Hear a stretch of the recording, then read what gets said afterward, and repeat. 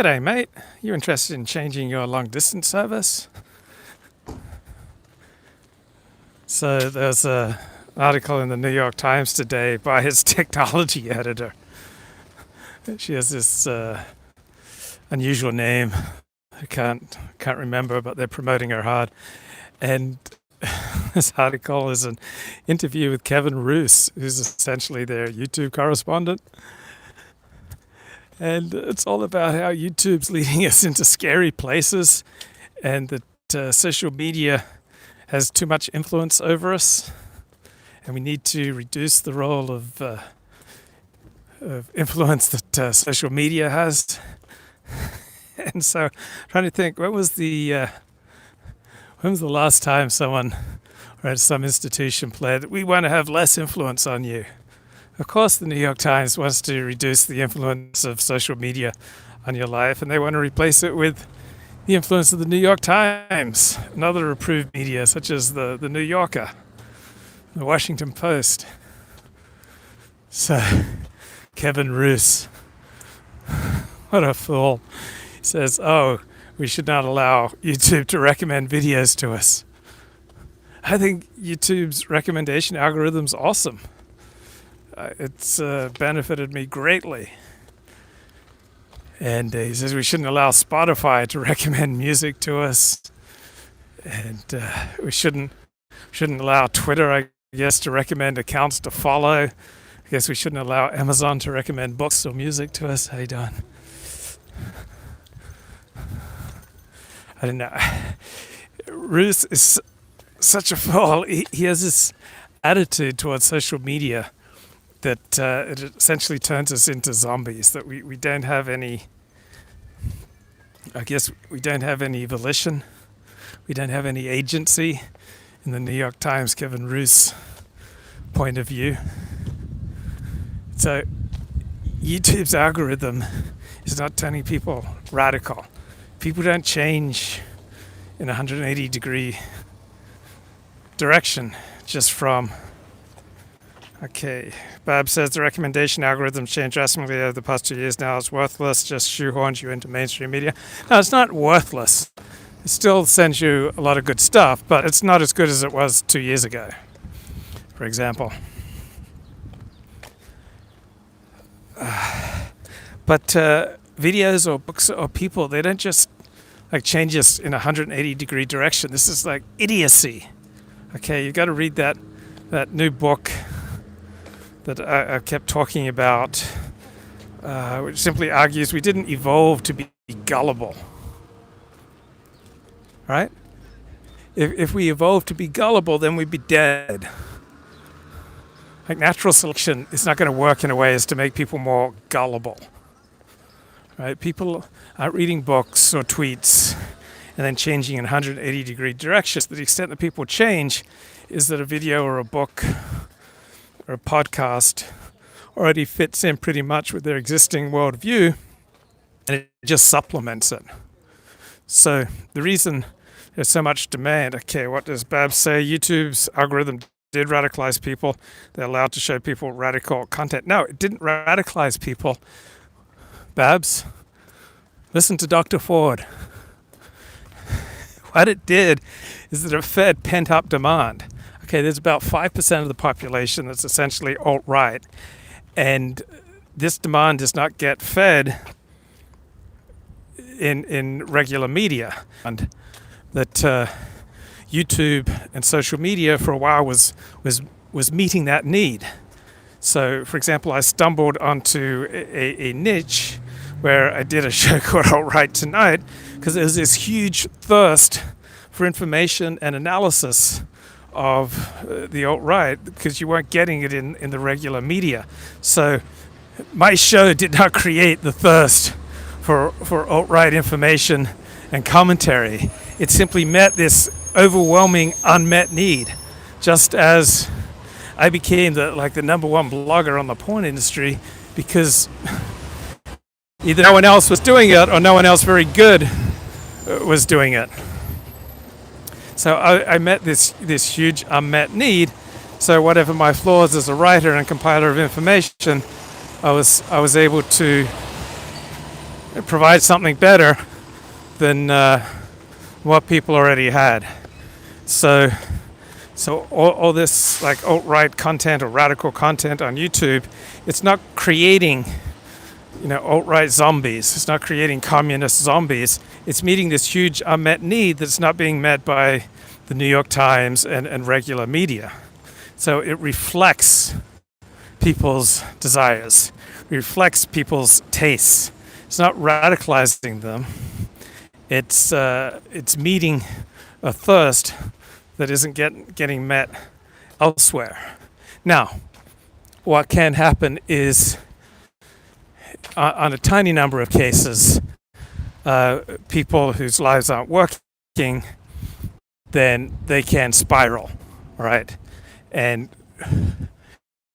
the sense of connection that they've always been looking for, they find it in radical politics, then they will run into a set of incentives that operate in any radical group, is that you get brownie points for burning your bridges with wider society. So by taking on views such as denying the Holocaust that wider society considers odious, then you signal to people in your particular radical group, such as the alt-right, how dedicated you are to the cause.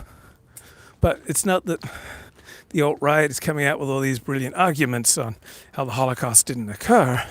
No, people who want to signal to their newfound virtual community how committed they are adopting views that are considered odious in wider society to just show, to virtue signal in their own way how dedicated they are to their newfound community.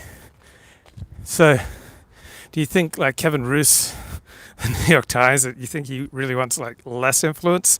You think the New York Times wants less influence? No, of course not. They also hate that social media and the explosion of alternative media is challenging them and threatening them, challenging their dominant position, revealing blind spots in their coverage, revealing factual errors in their coverage, revealing biases in their coverage. They hate that, right? We all benefit from accurate criticism, but most of us don't like it. That's true for individuals and it's true for institutions. So the New York Times is made better by the accurate criticism that comes from alternative media, but they don't like it. They don't enjoy it. People don't like competing, right? Most everybody wants a monopoly, right? You want a monopoly of your wife's love. You don't want her giving her affections to any other bloke. You want a monopoly of your girlfriend's amorous affections. You don't want her bestowing her tender affections on other blokes. You don't want her just passing it around to all your friends, right? You want to keep it all to yourself. So too, workers don't want to think, oh, I could be replaced by someone who works harder, more efficiently, and for less money. No, you want to feel that your boss has loyalty to you, which is you want to feel that essentially that you're in a monopoly, that no one else can give your boss what you can give your boss. Or even if you're like the bloody treasurer of your stamp club, you probably want to feel that you can do this better than anyone and that you're special. Or if you're a live streamer, you want to think, oh, bloody old Babs, my mate Babs, he's not going to go whoring around on other live streams, bestowing his wisdom to other live streams. He's just going to keep all his wisdom, all his sharp, cutting-edge insights. He's just going to keep that for my live stream. Because, I got a monopoly of Babs's heart. He's just not going to promiscuously spill his insights all over the dusty ground of other live streams, because he knows that God will make him pay for each insight that can't be found. If he's just spurting his views all over dissident media, then he knows that God will punish him for that. That God wants him to be faithful to the Luke Ford show. So yeah, I want to feel that I have a monopoly on my viewers' attention. But bloody hell, once Kevin Michael Gray starts streaming, Like 75% of my audience is going to go over there. And why? Because Kevin Michael Grace has a more disciplined show. He's a more accomplished performer. He's a better performer. He has a much more pleasing cadence. He's got a more powerful presentation. He has more of a presence. He has more charisma. He has more knowledge. Like he has more depth. It's more intelligence, more learning, more erudition, more wit. And so that monopoly that I think that I have over my viewers, it just disappears, right? As soon as Kevin Michael Grace starts streaming, 3/4 of my audience just disappears. So it's a complete delusion, right, that I can ever hold, a monopoly on people's affections or attention. But we often like to live in that delusion. It's comforting. Yeah, I'll sometimes be live streaming. I think, let me check out what JF Garapy is doing at the same time, or Richard Spencer, or Kevin Michael Grace. And, there's Alex DeLarge, hanging out in other people's live streams. There's the lipped one in other people's live streams, right? Nobody likes competition, but competition makes us better. And nobody likes accurate criticism, but accurate criticism makes us better if we can listen to it and evaluate it. So New York Times does not like the competition from the alternative media. And this idea that YouTube's taking people to scary places. Okay, scary to whom?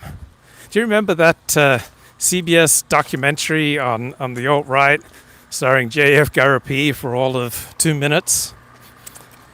That doco came out about a month ago. Some Asian dude was going around interviewing people. And so he's going to the home of some 4chan commentator, and he's talking how scared he is going to visit this guy's home. This dude lives in a middle class community in a very nice home, lives with his parents, and he's scared to go visit a 4chan commentator. So yeah, if you're a pansy, a lot of life is going to scare you. If you're a wuss, life's going to scare you. But that's just more about you than about the objective reality. Just being scared to go talk to someone who willingly, apparently must have identified himself by his real name. You've surely done a background check on him, so he doesn't have a criminal record, or there's no objective reason to find this person scary. But if you're a wimp, you're going to find that scary.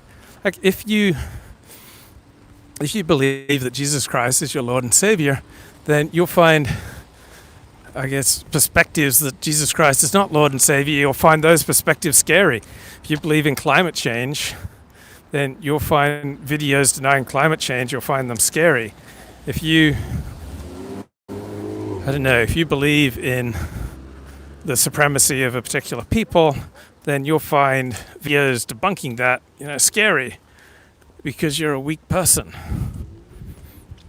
If you believe every word of the Torah was transmitted by God to Moses at Mount Sinai, both the written and oral Torah, then you'll find videos challenging that perspective. You'll find it scary. But, scary places depend on the perspective of the individual. So I would assume for a hardcore National Socialist, Jewish-dominated areas are pretty scary. I know that Kevin McDonald would see the prospect of setting foot in a synagogue. He'd find that very scary. And for Jews, setting foot in a National Socialist rally is going to be scary. For white people, setting foot in a black nationalist rally, that's going to be very scary. And for blacks, the idea of setting foot in a white nationalist rally is going to be very scary. But this is all based on the individual. Mass murderers, torturers like Richard Ramirez, most people would find them scary. But to a lot of women, these are the most erotically exciting, attractive people in the world. So all these mass murderers get deluged with love letters and naked pictures from ladies who are incredibly erotically excited. to be communicating with a mass murderer, a mass torturer. So Richard Ramirez, the Night Stalker, to me seems scary, but to other women he's the most alluring dude in the world. So scary is in the eye of the beholder, but to Kevin Roose and the New York Times and their really mediocre technology correspondent, like scary is some objective quality, which is pathetic. Okay, let me see if I can look at the chat. Okay, the irony. Luke helps the cause of various 12-step programs when people don't listen to him. This is stunning and brave live stream. Thank you. That means a lot to me. All right, let's see if I can run through your comments here. Wow, the chat is popping. Don't worry, I'm going to destroy the internet if it's the last thing I do.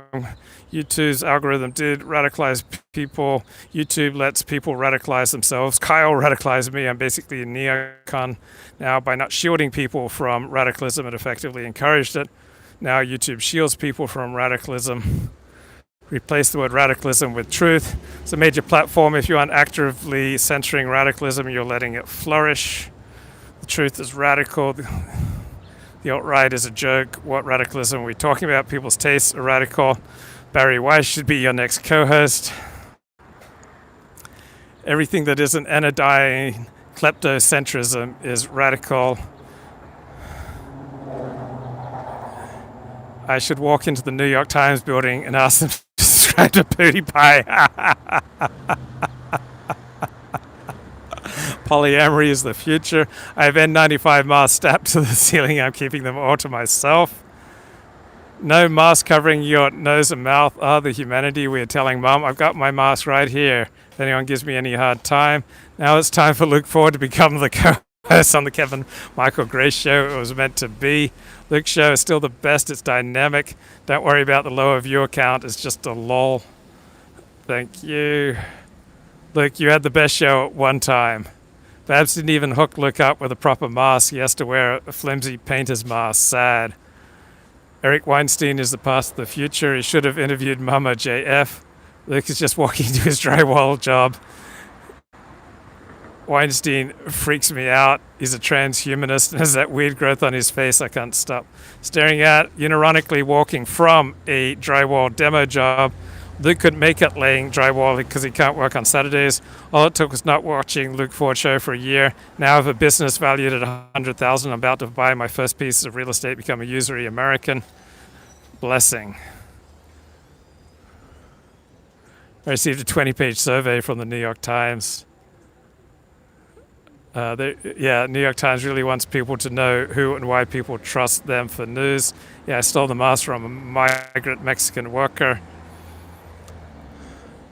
All right. Okay.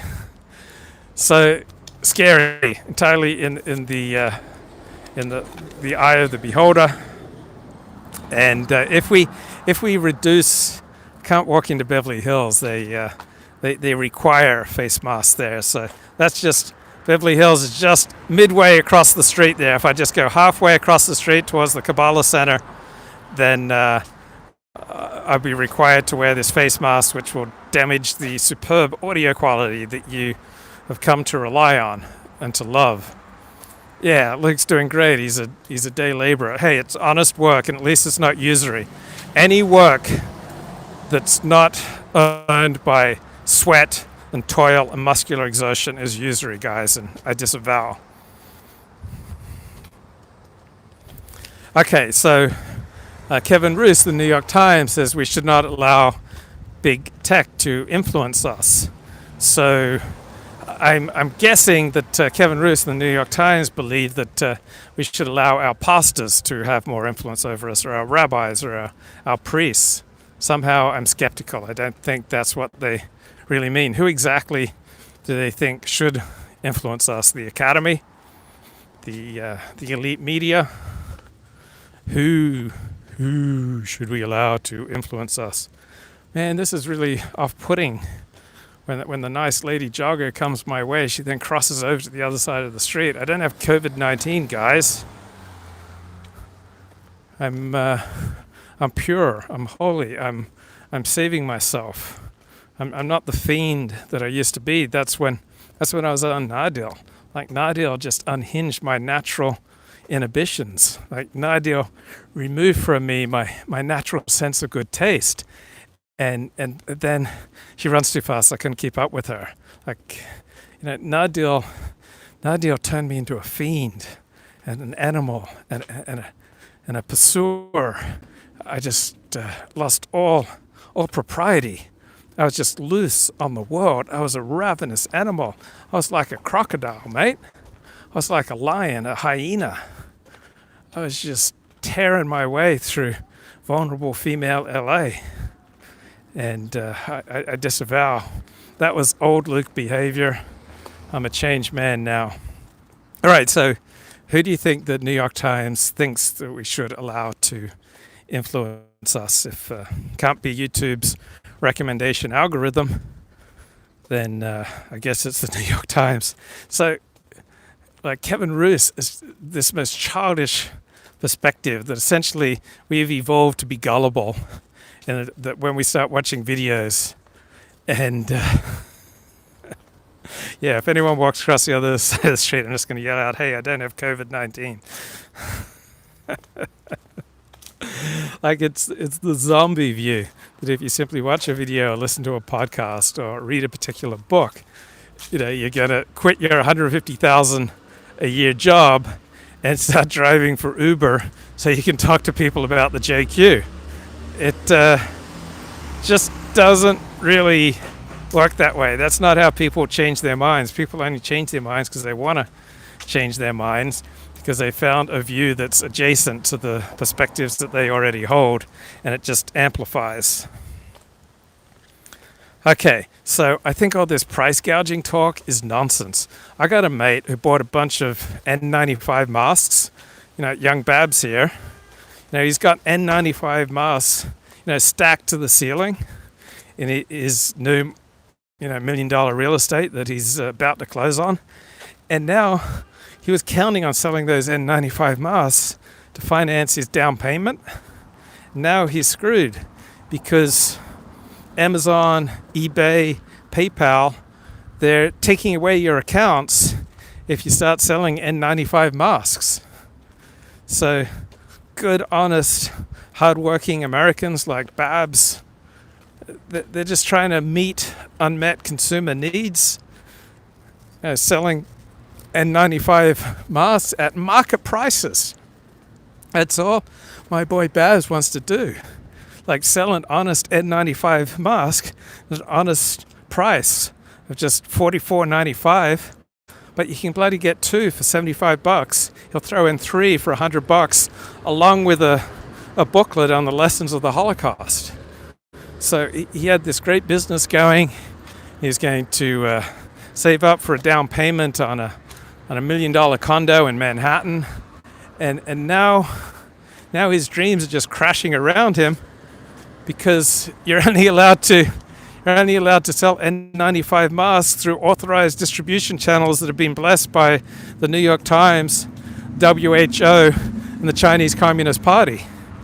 You're no longer allowed to sell N95 masks unless the distribution channel has been approved by the Chinese Communist Party, the New York Times, and big tech. That's the trying to reconnect, man. Trying to reconnect here. YouTube's trying to take down my stream because I'm preaching the truth to the masses, and they don't like that. It's this distribution channel's not authorized by Kevin Roos, so keep pausing my stream just when I'm about to come to an insight that would forever change your life. Then boom, the stream goes down. Sad. All right, so there was a terrorism event in the middle of Sydney. And a few years ago, some Iranian immigrant shockingly took people hostage, and there were deaths. And so they closed down central business district of Sydney, and people were trying to get the heck out of Sydney. And so they were calling their Ubers. They were encountering surge pricing, I guess like 3 times the normal price to get an Uber out of central business district of Sydney a few years ago. And then people were outraged at Uber. So Do you want a lot of Uber drivers? If you want a lot of Uber drivers to meet a huge demand, then you need to offer them more money, right?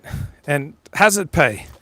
Like if some immigrant is like shooting people up and you want to encourage people to come pick you up out of a dangerous area or just a crowded area, then you need to pay for it. What, you expect people to be as eager to do a job if you pay them 1/3 as much? No.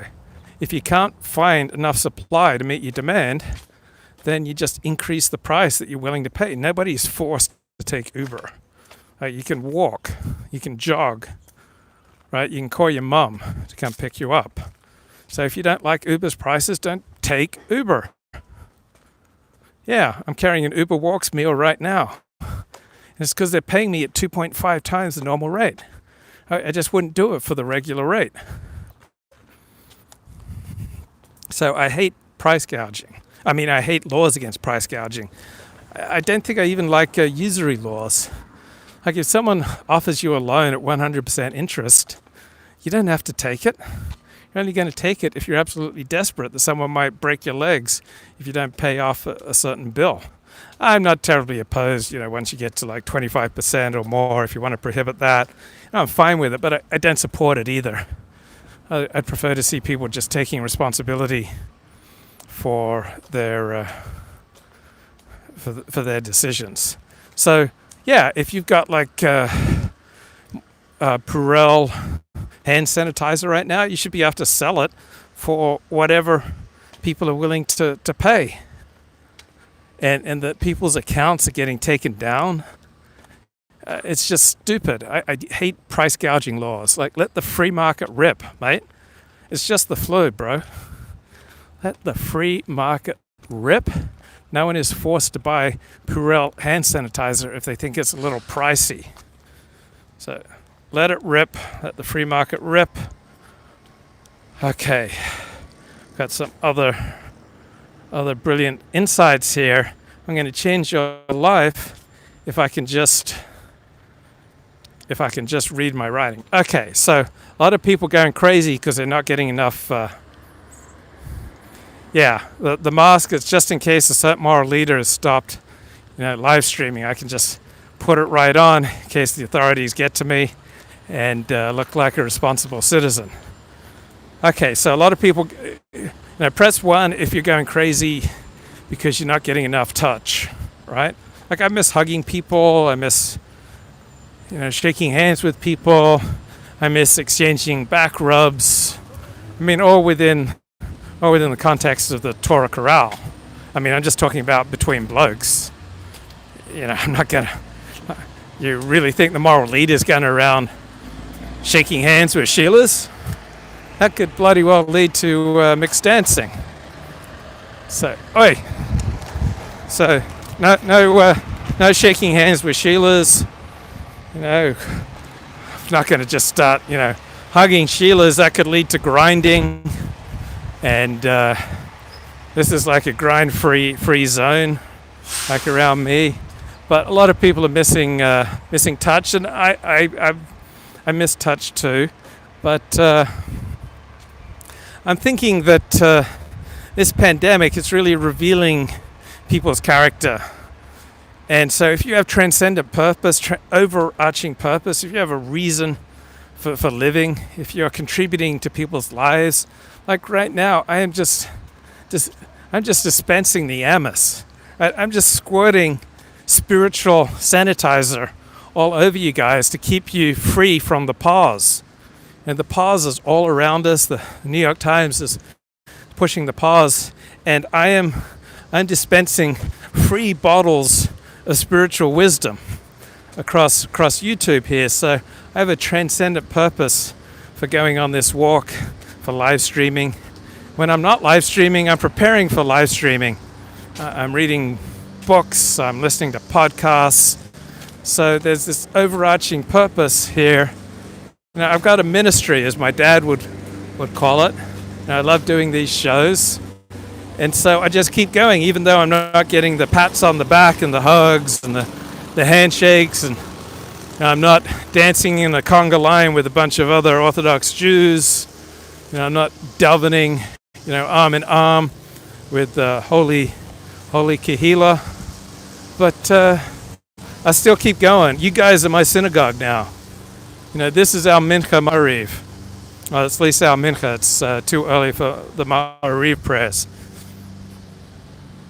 So, thinking that the people who are freaking out about their inability to touch people, I understand it, I empathize with it, but if you have a reason and a purpose, you can overcome anything. And that's Nietzsche. That's not me, bro. That's Nietzsche. Rabbi Nietzsche, he says, what does Nietzsche say? If people have a why, they can endure anyhow.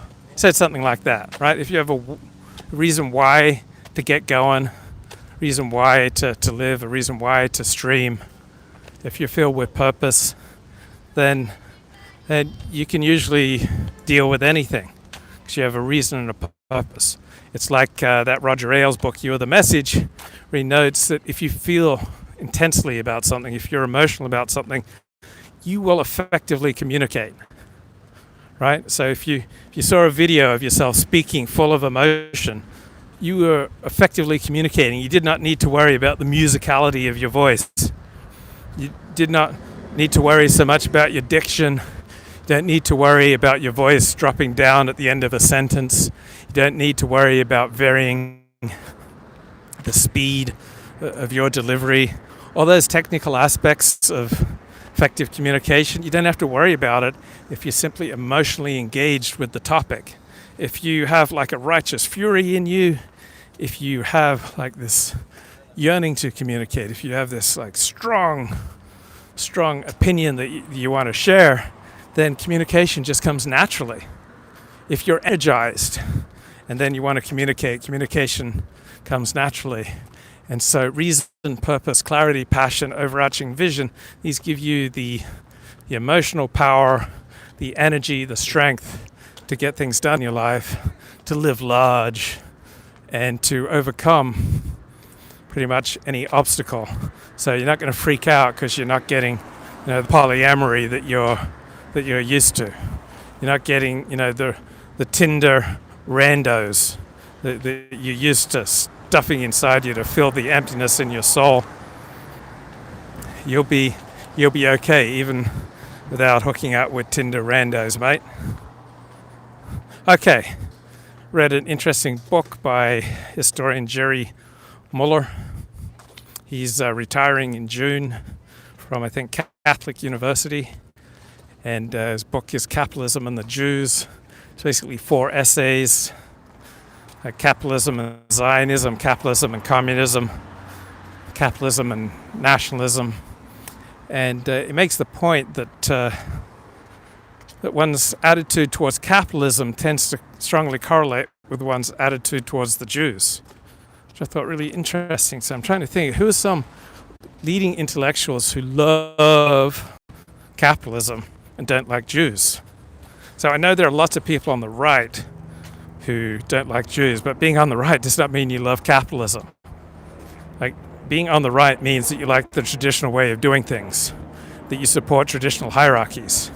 Now, capitalism upends frequently traditional ways of doing things, and capitalism upends traditional hierarchies. So capitalism is not inherently something of the right. So who are leading intellectuals who love capitalism and hate Jews? Can't really think of any. But I'll check comments. But George Gilder wrote a book on the Jews and anti-Semitism. He made the point that antipathy for Jews was antipathy for excellence. Now, I don't think that's the primary reason why people have antipathy for Jews, but I think it's a part of the reason that some people have a challenge of Jewish excellence. I think that's a part of the answer, that there's something to it, that the left is not comfortable with differences in group outcomes, and they attribute those differences to social processes, culture, discrimination. But I think pretty much everyone on this slide we believe that different peoples have different gifts, and so we're not surprised and we're not upset that there are group differences in outcomes. So when you make peace with these group differences, you'll have a lot less envy, so much moderate discrimination than in a race or religion or culture. Then you're going to get outcompeted by those entities who simply hire on the basis of who's the most excellent value for the money. So in a free market, Milton Friedman and Montesquieu argue you can have a lot less discrimination, which I find an interesting argument, and I think there's something to that. So do you primarily value excellence, or do you primarily value your people, and you want your people to arrange commerce so that the rules of the game are regulated in favor of your particular people? Or do you simply want the rules of commerce regulated so that excellence prevails, whoever provides it? Okay, let's have a look here at the chat, see what's going down here. Okay, dog whistles. Alex Jones is anti-China, anti-deep state. Alex Jones is not anti-Jewish. Alex Jones is pro-capitalism. Libertarians on poll. Okay, recording and sending this in high def. Consider lowering to 360. Hey mate, I know you want this high quality. Your friend Richard Spencer's all in with the coronavirus being the end of the world. So I do find there's a correlation between the seriousness with which people take this and their intelligence. I find, generally speaking, the more intelligent people take this more seriously. Sorry. I used to go to the casino all the time, and now this situation sucks. So maybe it's good. Maybe this will help you kick going to the casino. Why would you go to... That's a cleaning grade mask? Oh, you're dissing my mask? So why would you go to the casino all the time? What hole in your soul is that need for excitement filling? Yeah, the mask is just in case. Just in case. It's virtue signaling. So I got 100 of these cleaning masks, and it's my virtue signaling to the powers that be. Okay, I'm running out of steam here. Okay. Oh yeah, this is what I get a lot when I'm asking people for their opinions on whether we're overreacting or underreacting to Corona-chan. Guys, when life gives you Corona-chan, make limeades. Make lemon sugar-free cough drops. Yeah, capitalism probably correlates with a cosmopolitan attitude. Yeah. Okay. So this is what and I'm not an epidemiologist. That's what I'm hearing a lot. As though epidemiologists should be the ones that we turn to.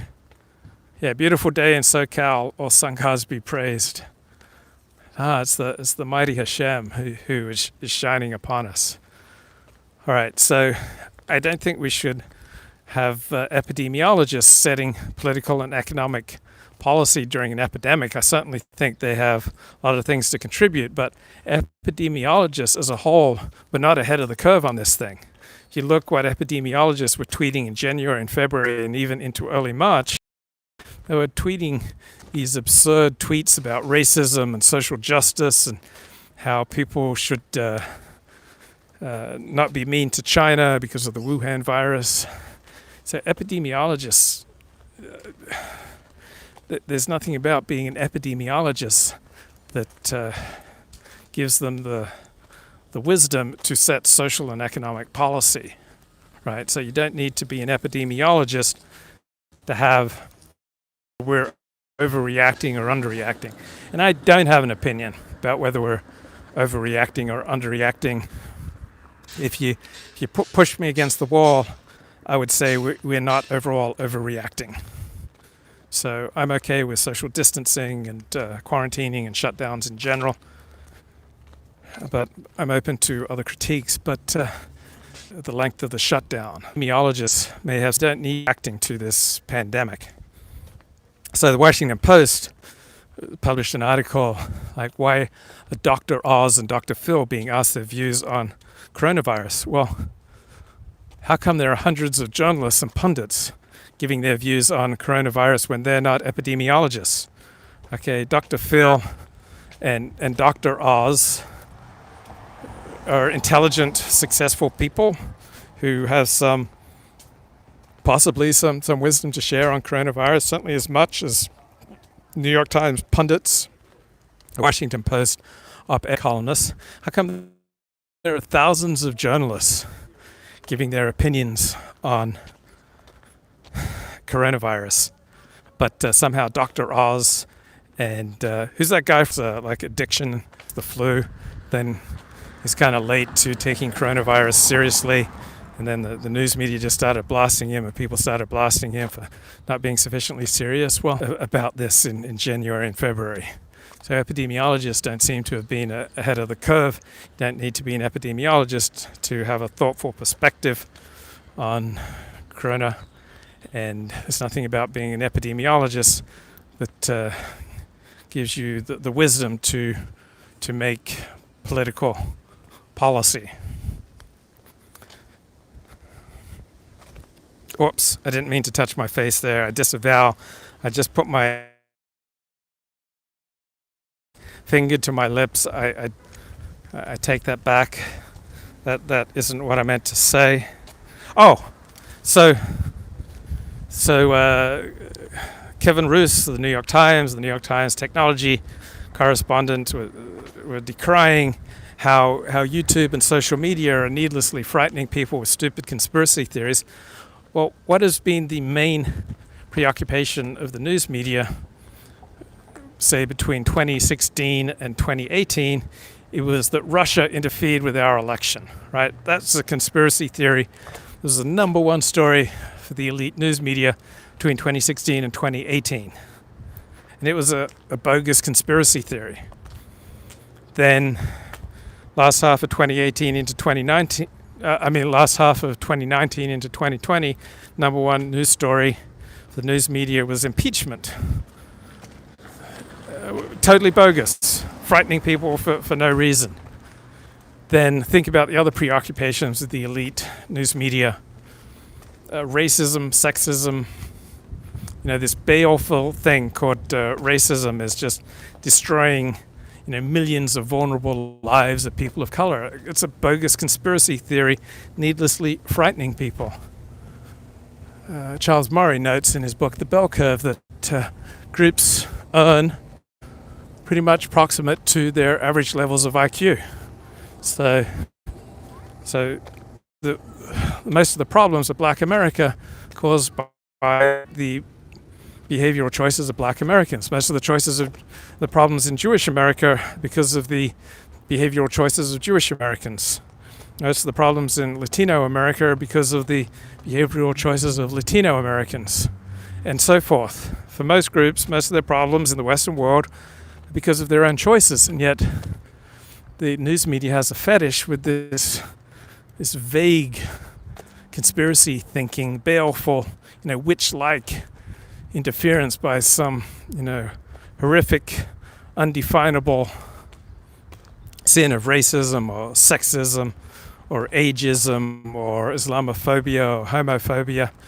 So these are all bogus conspiracy theories which the New York Times pushes.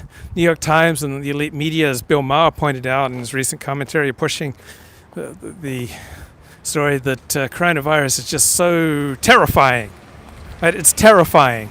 That's a literal New York Times headline about the effects of coronavirus. It's terrifying. So the news media is just being particularly awful with regard to coronavirus. It seems that their primary angle is how can we use this to discredit President Trump. Their stoking fear. New York Times, Washington Post, NBC News, ABC News, they are stoking fear to try to promote clicks, promote subscriptions, to promote their influence. They want to have the influence. They don't want alternative media people like myself to have any influence, because supposedly they're the responsible ones. But they are promoting hysterical reactions to things like global warming, to COVID-19, to water pollution and air pollution in America. And so they have all this nonsense that they want people to believe. They're promoting fear. They're promoting hysteria. They're promoting distress. They're promoting bad information. They are promoting conspiracy theories. Right? So, New York Times is my favorite newspaper. I spend more time with it than any other newspaper. But yeah, they promote a lot of conspiracy theories. They promote a lot of nonsense. So the baleful facts of racism, ageism, Islamophobia, homophobia, those are all conspiracy theories that don't hold up to any serious investigation. There are no such sins as racism prior to the 20th century, or Islamophobia or homophobia. These are all relatively recent moral inventions. And the Ferguson effect, that was invented by elite media outlets such as the New York Times, the New Yorker. And the Ferguson effect, it was the lie that police shoot a disproportionate number of blacks, when in fact, when you look at arrest statistics, that blacks get shot at a lower percentage than whites when you compare the number of arrests. But the Ferguson effect of promoting this lie is that police forces in dangerous parts of town backed off on enforcing the law. So there was an explosion of crime, an explosion of murder. Thousands of people of color are dead because of the hoax, the conspiracy theory, the lie that elite news media outlets such as the New York Times promoted, that cops were just, really racist and disproportionately shooting young black men. Total lie, bogus, but news media was pushing it. So much of what the news media covers and focuses on is bogus. It's unimportant. Taking in these stories will make you less informed about how the world really works, will make you less able to deal with reality. It will distort your understanding of life. It will needlessly terrify you. And you'd be far better off without it. Bye-bye.